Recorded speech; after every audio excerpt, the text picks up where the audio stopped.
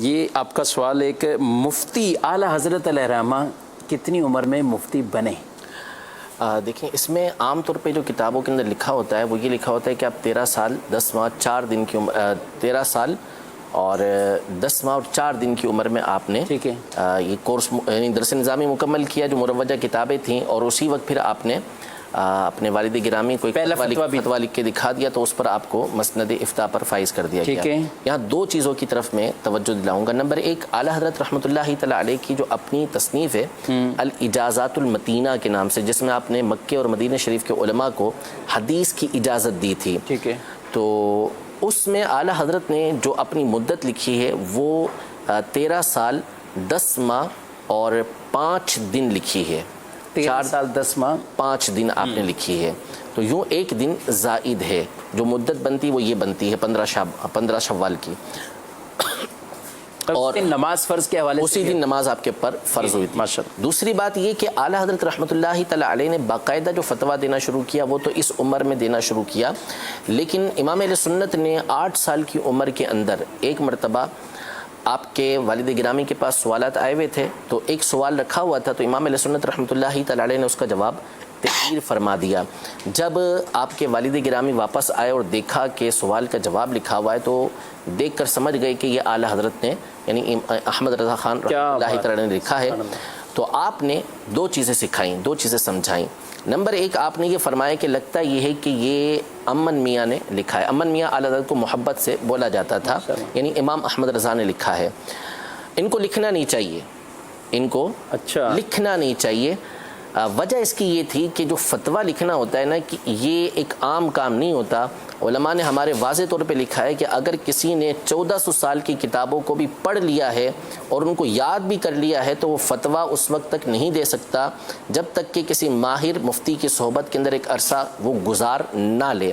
تو چونکہ اعلیٰ حضرت نے ابھی اس انداز کے اندر وقت نہیں گزارا تھا، تو اس لیے آپ کے والد گرامی نے جو رسم افتاء کا طریقہ کار ہے، فتویٰ دینے کا طریقہ کار ہے، اس کے مطابق آپ نے فرمایا کہ ان کو لکھنا نہیں چاہیے تھا، لیکن ساتھ ہی فرمایا کہ کوئی ایسا لکھ کر تو دکھا دے۔ یعنی ٹھیک ہے لکھنا نہیں چاہیے، لیکن جیسا انہوں نے 8 سال کی عمر میں لکھا ہے، درست نہیں، درست الگ چیز ہے، جیسا انہوں نے لکھا ہے ویسا لکھ کر تو کوئی دکھا دے جیسا عمر میں انہوں نے لکھا ہے۔ پھر اس کے بعد امام اہل سنت رحمۃ اللہ تعالیٰ علیہ نے باقاعدہ دیکھیں جو طریقہ کار ہوتا ہے، مروجہ طریقہ کار اور ایک باقاعدہ طریقہ کار ہوتا ہے، اس کے مطابق ہر چیز کی ہے۔ تو آپ نے 7 سال تک اپنے والد گرامی کو فتاویٰ لکھ کر دکھائے ہیں۔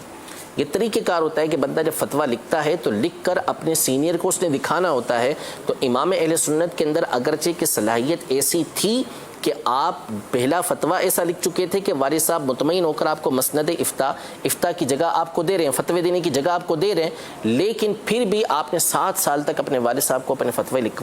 کر یہ دکھائے تھے۔ تو 13 سال 10 ماہ 5 دن کی عمر میں تقریباً آپ نے یعنی 21 سال کی عمر میں آپ باقاعدہ مفتی تو پہلے ہی ہو چکے، لیکن وہ طریقہ کار چلتا رہا تاکہ ایک جو ہوتا ہے کہ ماہر مفتی کو فتوے دکھاتے رہیں، تو وہ آپ دکھاتے رہیں۔ ماشاءاللہ ماشاءاللہ۔ ناظرین یہ ہے اعلیٰ حضرت، یہ ہے اعلیٰ حضرت کا علم، یہ ہے اعلیٰ حضرت کی تعلیم، اور ہمارے سلسلے کا وقت بالکل اپنے اختتام کی طرف جا رہا ہے۔ سوال بڑا ایک اہم تھا اور میں سوچ رہا ہوں حضرت اس کو کل لیں گے آپ کو انشاءاللہ العزیز، کل بھی 9:30 بجے سے لے کر 10:30 بجے تک انشاءاللہ العزیز ہمارے اعلیٰ حضرت اس سلسلے میں پروگرام میں انشاءاللہ مفتیان کرام پھر ہم اسی طرح یہ ایک خوبصورت پینل لے کر آپ کی خدمت میں حاضر رہیں گے۔ آپ مدنی چینل کے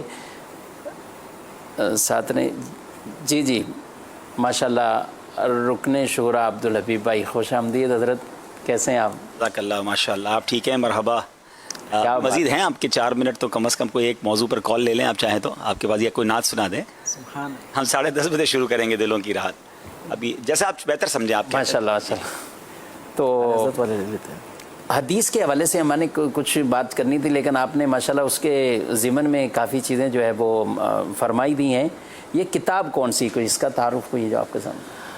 کہ اعلیٰ حضرت امام علیہ سنت رحمۃ اللہ تعالیٰ علیہ کا جیسے فن حدیث ہے، اب اس پہ گفتگو تو بہت طویل ہے، یعنی وہ نہ اس کے لیے گھنٹہ کافی ہے، نہ 2 گھنٹے کافی ہے، نہ 1-2 پروگرام۔ امام علیہ سنت رحمۃ اللہ تعالیٰ علیہ کو حدیث کے اندر جو مہارت حاصل تھی،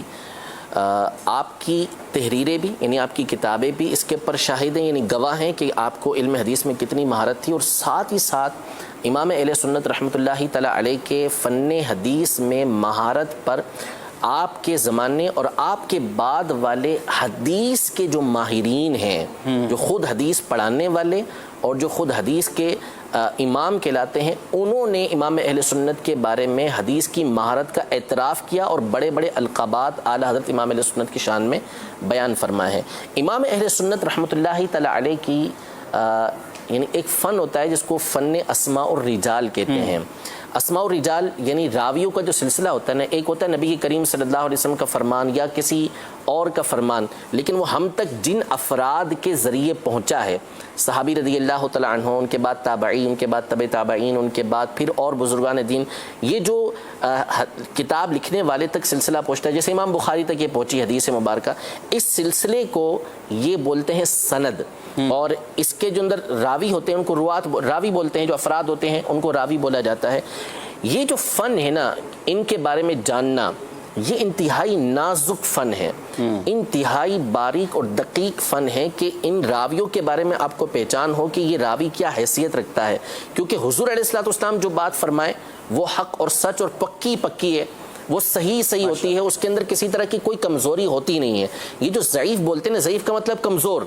تو یہ کمزور کیسے بنتی ہے؟ کمزور بنتی ہے انہی راویوں کے سلسلوں کی وجہ سے، کہ اس میں اگر کوئی کمزور راوی آ گیا تو اس کی وجہ سے یہ ضعیف ہو جائے گی، اور سارے کے سارے پکے راوی ہیں، مضبوط راوی ہیں،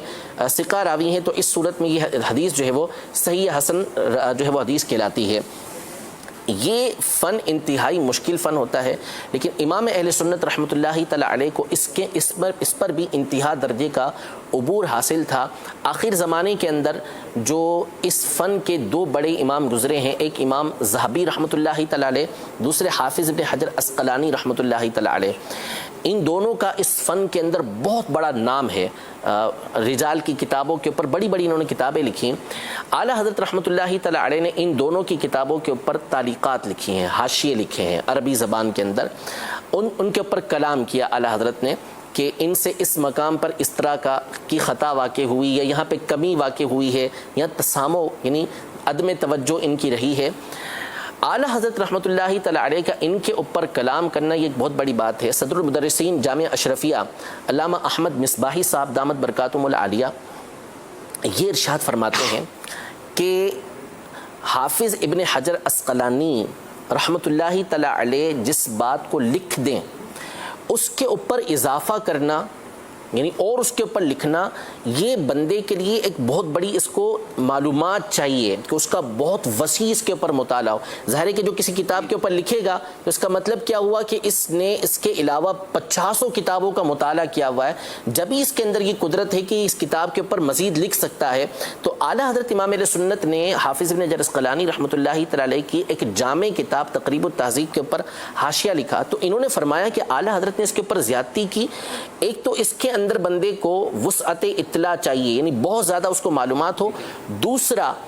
اعلیٰ حضرت نے ان کی بعض خطا کے اوپر، یعنی ان سے جہاں پہ غلطی واقع ہوئی، تسامح واقع ہوا، اس پر تنبیہ فرمائی۔ تو فرمائی یہ ایک بہت بڑی بات ہے کہ اتنے بڑے امام کے اوپر جو ہے وہ اس طرح بتا دینا کہ بھئی یہاں پر ان سے اس طرح کا معاملہ ہوا ہے۔ پھر تیسری بات یہ ارشاد فرماتے ہیں کہ بندہ جب کسی کے پاس علم ہوتا ہے نا تو پھر وہ بولتا ہے نا تو سامنے والے کو حقیر سمجھتا ہے، یعنی وہ بڑوں کی دھجیاں بکھیر کے رکھ دیتا ہے۔ آج کے دور میں ہم دیکھتے ہیں بہت سارے سوشل میڈیا کے اوپر ہمیں نظر آتے ہیں کہ جن کو تھوڑی سی معلومات ہو جاتی ہے تو پھر وہ اوپر تک کسی کو چھوڑتے نہیں ہیں، ان کی گفتگو کا انداز ایسا ہو جاتا ہے۔ بہت مشہور آدمی اور ایک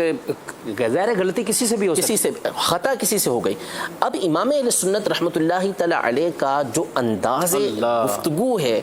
وہ انتہائی ادب اور احترام والا۔ آپ جب کسی بزرگ کے اوپر گفتگو کرتے ہیں کہ بھائی ان کا یہ موقف ہے لیکن ہمارا یہ موقف ہے، ان کو خطا واقع ہوئی ہے، ہمارے دلائل یہ ہیں، تو آپ بولتے ہیں تطفل۔ تطفل کا مطلب یہ میرا بچکانہ انداز ہے، یعنی اپنے آپ کو بچکانہ انداز کہہ کے اس کے اوپر آپ گفتگو کر رہے ہوتے ہیں۔ ہیں اور ادب اور احترام کے ساتھ ان کے اوپر گفتگو کر رہے ہوتے ہیں تو فرماتے ہیں یہ علامہ مصباحی صاحب رحمۃ اللہ دامت برکاتہم العالیہ کہ ایک تو وسعت اطلاع، بہت زیادہ معلومات ہونا، مطالعہ ہونا، پھر اس کے بعد ان کی غلطیوں کے اوپر واقف ہونا، اس کو جان لینا، اور پھر اس کے بعد ادب و احترام کو اختیار کرنا، یہ سب سے بڑھ کر ہے. کیا بات. تو امام اہل سنت نے اپنی مختلف